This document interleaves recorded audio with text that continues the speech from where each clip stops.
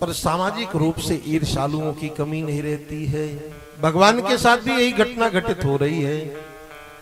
नीति कहती है कि ईर्षि घृणी स्वतो संतुष्टो क्रोधनो नित्य संकितः परिभाग्योपजीवी चा सडेत दुख भागिनः। ईर्ष्या करने वाला, द्वेष रखने वाला, घृणा करने वाला, अनायास क्रोध करने वाला, दूसरे के भाग्य पर अपने भाग्य को चलाने वाला, ऐसे व्यक्ति कभी सुखी नहीं रहते हैं। भगवान का विवाह हुआ श्री रुक्मिणी जी के संग, तो भगवान को पहले पुत्र की प्राप्ति हुई। भगवान के पुत्र कौन है? श्री प्रद्युम्न जी महाराज। प्रद्युम्न का तात्पर्य क्या होगा? कहे प्रकृष्ट दुमन प्रकाश यस्य सः प्रद्युम्न, जिसने अपने जीवन में सुंदर यश का प्रकाश किया हो वही प्रद्युम्न है।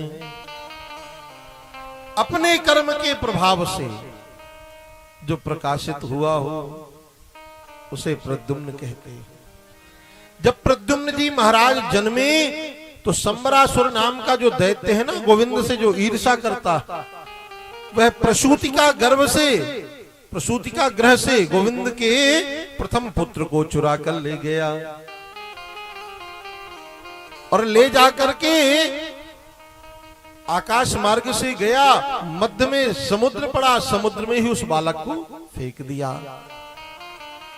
उस बालक को मछली निगल गई, वह मछली के गर्भ में जाकर स्थिर हो गया बालक। मछुआरों ने मछली पकड़ी और मछली पकड़ करके मछुआरों ने वह मछली भोजन के लिए संबरासुर के ही यहां भेज दी। संबरासुर के यहां भोजन बनाने का काम करती है विद्यावती। ये विद्यावती कौन है आप सबको पता है? ये विद्यावती साक्षात कामदेव की पत्नी है, रति।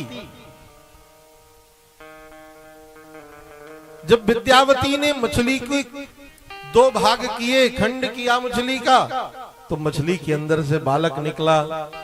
विद्यावती उस बालक को अपनी गोद में लिए ही थी। उसी क्षण संत नारद आए और संत नारद ने आकर के कहा, देवी आपकी जो अंकमाल में बालक है ना, वो आपका ही पति है।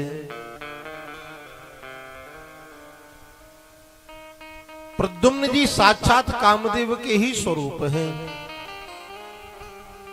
बात उस समय की है कि जब शिव तीसर नयन उघारा, जब शिव तीसर नयन उघारा, जब शिव तीसर नयन उघारा, चितवत काम भयो जरी छारा, चितवत काम भयो जरी छारा।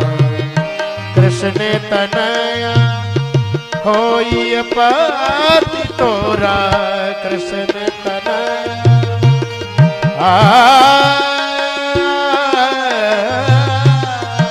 कृष्ण तनया, कृष्ण तनया होई पति तोरा, बचन अन्यथा जावे मोरा, बचन अन्यथा जावे मोरा। जब शिव तीसर नयन उघारा, भगवान शिव की समाधि भंग करने गया था कामदेव। निरखत काम भयो जरी छारा, त्रिनेत्र खुला और जल करके भस्म हो गया कामदेव। काम की पत्नी रति रुदन करने लगी तो भगवान शिव ने कहा, देखो तुम्हारा पति तो जल गया, अब तुम्हें यदि अपने पति को प्राप्त करना है तो द्वापर युग में कृष्ण के पुत्र के रूप में यह जन्म लेंगे और फिर तुम्हें पति रूप में प्राप्त हो जाएंगे। श्री प्रद्युम्न जी महाराज जब बड़े हुए तो बड़े होकर के संबरासुर के साथ घनघोर युद्ध किया। संबरासुर को मार करके अपनी पत्नी को लेकर पुनः द्वारिका में आ गए।